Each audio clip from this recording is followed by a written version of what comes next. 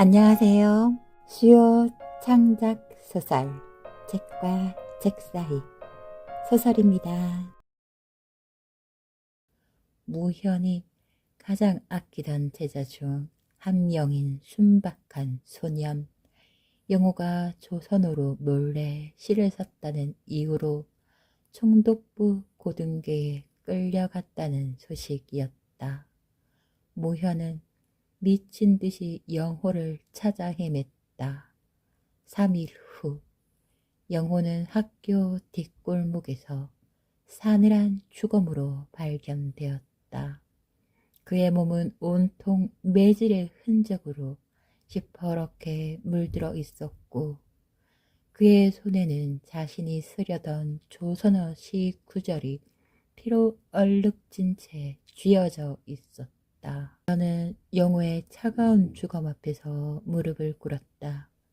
그의 가르침이, 그의 애국심이 오히려 이 어린 제자를 죽음으로 내몰았다는 죄책감이 그의 심장을 옥죄었다. 학생들의 찢어진 교과서, 빼앗긴 글, 죽어간 친척들, 그리고 이제 눈앞에서 쓰러져간 제자.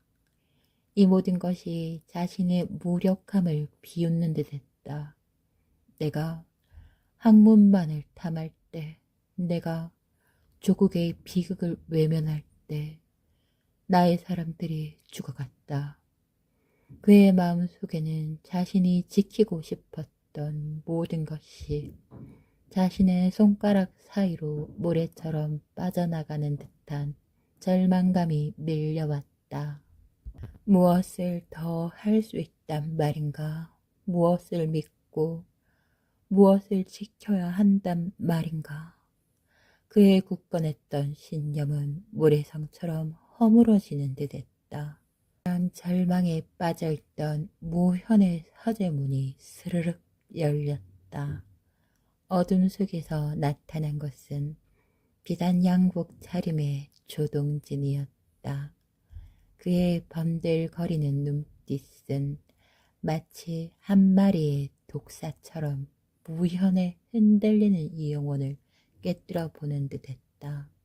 그는 무현의 앞에 앉아 나직이 그러나 모든 것을 꿰뚫고 있는 듯한 목소리로 말을 건넸다.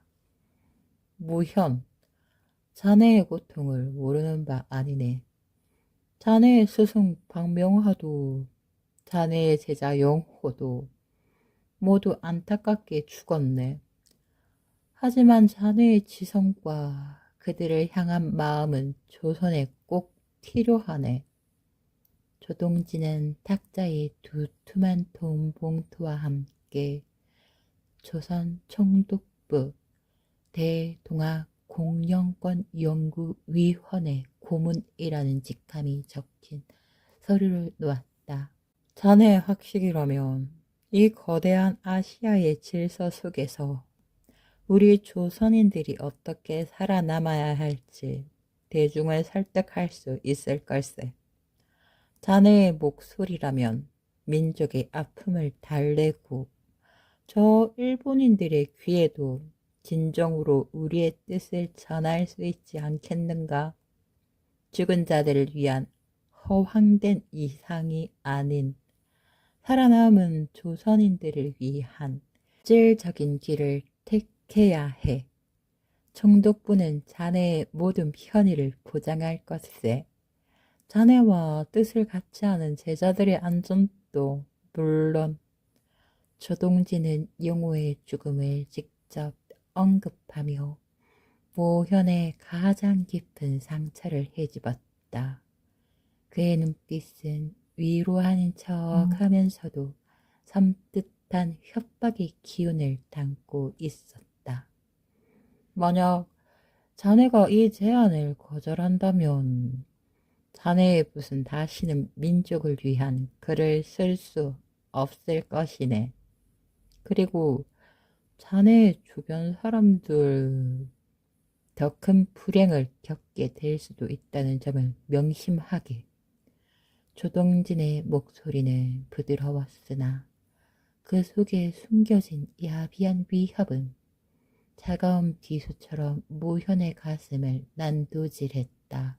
그것은 마치 박명아 교장의 죽음이나 영호의 비극이 내 결정에 따른 결과라는 듯한 섬뜩한 암시였다. 무현은 자신이 지키려 했던 모든 것이 파괴되는 상황에서 오는 압도적인 무력감에 휩싸였다. 스승과 제자의 죽음, 가족의 파멸, 그리고 이 모든 고통을 지켜주지 못한 자신의 무능함, 그의 깊은 고독과 허기진 영혼은 이제 극한의 절망 속에서 유일한 탈출구처럼 보이는 조동진의 제안 앞에서 흔들리기 시작했다. 애국심과 실리, 이상과 현실, 그리고 죽은 자들의 명예와 살아남은 자들의 생존이라는 잔혹한 갈림길.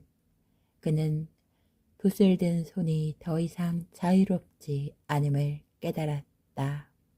그의 눈빛은 혼란과 함께 깊은 절망의 그림자로 가득 찼다. 그의 입술에는 메마른 한숨만 터져 나왔다. 과연 이것이 모두를 위한 길일까? 아니면 스스로의 영혼을 파는 비겁한 길일까? 그의 영혼은 이제 나락의 끝자락에 위태롭게 서 있었다.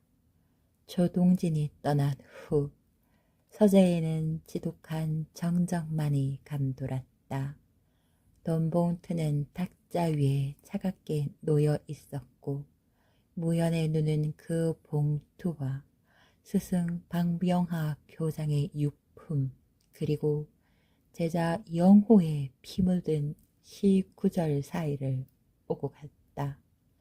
그의 귀에는 박 교장의 마지막 요언, 절대 붓을 놓지 마라.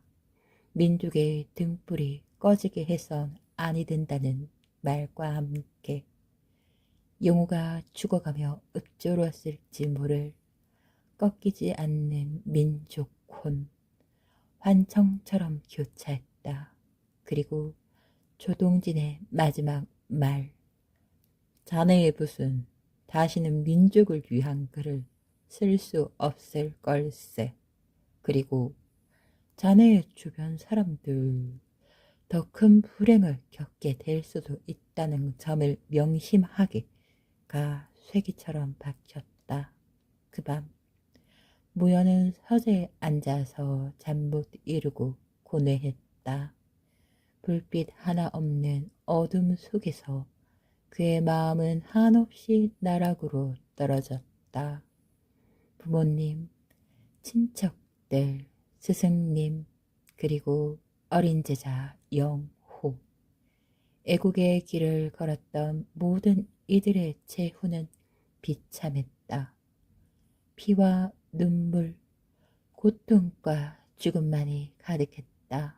그리고 그 모든 파멸 속에서 홀로 살아남아 그 참상을 목격하는 것이 바로 자신이었다. 내가 지켜내고자 했던 모든 것이 결국 나의 무력함 때문에 사라져 가는 것인가. 자책감은 그의 심장을 갈기갈기 찢어놓았다.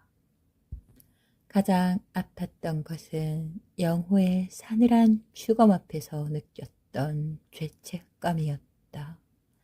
자신이 민족혼을 가르쳤기에, 조국을 사랑하는 마음을 심어줬기에 그 어린 제자가 총칼 앞에서 쓰러져 갔다는 자책감이 그를 옥죄었다. 조동진의 말은 교묘하게 그 죄책감을 파고들었다. 살아있는 자들을 위한 길. 그는 문득 희미한 빛을 보았다.